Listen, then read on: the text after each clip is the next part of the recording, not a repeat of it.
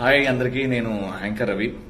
పటాస్ మొన్న 23వ తారీఖు పటాస్ ప్రోగ్రాంలో మహిదర్ అనే ఒక ఆర్టిస్ట్ ఒక స్టేట్మెంట్ పాస్ చేశాడు ఆంధ్రప్రదేశ్ ప్రజలు అందరి మీద.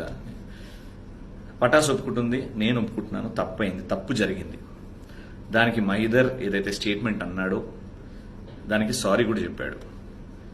కానీ వీటన్నిటి మధ్యలో నా తప్పేంటి, నన్ను ఎందుకు లాగుతున్నారు? క్లాప్స్ కొట్టి ముందుకెళ్ళాను. అతను చేసిన కంటెంట్కి ఎవ్వరు ఏమి కంటెంట్ చేసినా నేను యాంకర్ని భయ్యా, అలానే ముందుకెళ్ళాలి. అలా అని చెప్పి అతను చెప్పిన స్టేట్మెంట్ని నేను సపోర్ట్ చేస్తున్నట్టు కాదు. దయచేసి అర్థం చేసుకోండి, నన్ను ఇందులో లాక్కండి. ఈ వీడియోలు పెట్టి పెట్టి నాకు అలవాటు అయిపోయింది, ఈ కాంట్రవర్సీని నాకు అలవాటు అయిపోయాయి. So and Andhra Pradesh chief minister Shri Jagan గారు, ఆయనంటే నాకు చాలా అభిమానం. నాకు ఆయన ఎంత అభిమానిస్తానో తొందరలో మీకు కూడా తెలుస్తుంది. ఇన్ఫాక్ట్ నెల రోజుల లోపటినే నేను ఆయన్ని కలవడం జరుగుతుంది. ఆయన ఫ్యామిలీ మెంబర్స్తో కూడా మాట్లాడడం జరిగింది. బికాస్ నాకు ఆయన అంటే ఇష్టం, అభిమానం. అది మీరు తెలుసుకోకుండా నేను మీరు ఒకటే అండి. నేను ఇక్కడ వాడిని, నేను తెలుగు వాడిని, గర్వంగా చెప్తా. నాకు ఏపీ సపరేట్, తెలంగాణ సపరేట్ కాదు. అది అందరికీ తెలిసి ఎన్నో షోస్లో చెప్పాను. దయచేసి నన్ను లాక్కండి ప్లీజ్. అండ్ నాన్ స్టాపా?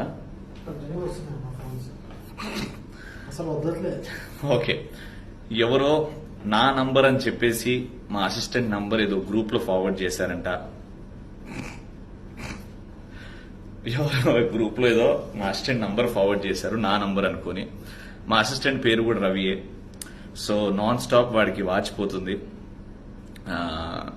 సో వాడు ఫోన్ స్విచ్ ఆఫ్ చేసుకుని తిరగాల్సి వస్తుంది. నా నంబర్ అది కాదండి, నా నంబర్ మీకు దొరకదు. సో ట్రై చేయకండి. అండ్ ఏమో వాడికి ఫోన్ స్విచ్ ఆఫ్ చేసుకుంటాడు. కొంచెం ఇది సపరేట్ అనుకోండి, ఓకే మీరు చేయండి. కానీ నేను సారీ చెప్పాలని అంటారు ఏపీ వాళ్ళు, తెలంగాణ వాళ్ళు, నా వాళ్ళు. నేను తప్పు చేయలే, ఆ స్టేట్మెంట్కి నేను సపోర్ట్ చెయ్య. ఓకేనా? ఇది మాత్రం క్లారిటీ ఇస్తానండి. ప్లీజ్ దయచేసి నన్ను లాక్కండి. నేను మీ వాడిని. మిమ్మల్ని నవ్వించడానికి ఎన్ని కష్టాలు పడుతున్నా నాకు తెలుసు. అది అర్థం చేసుకోండి. Thank you. ఏంటండి, వీడియో నచ్చిందా? అయితే ఓ లైక్ వేసుకోండి, లేదంటే ఓ కామెంట్ చేయండి. ఎప్పటికప్పుడు మా వీడియోస్ చూడాలంటే సబ్స్క్రైబ్ చేసుకోండి.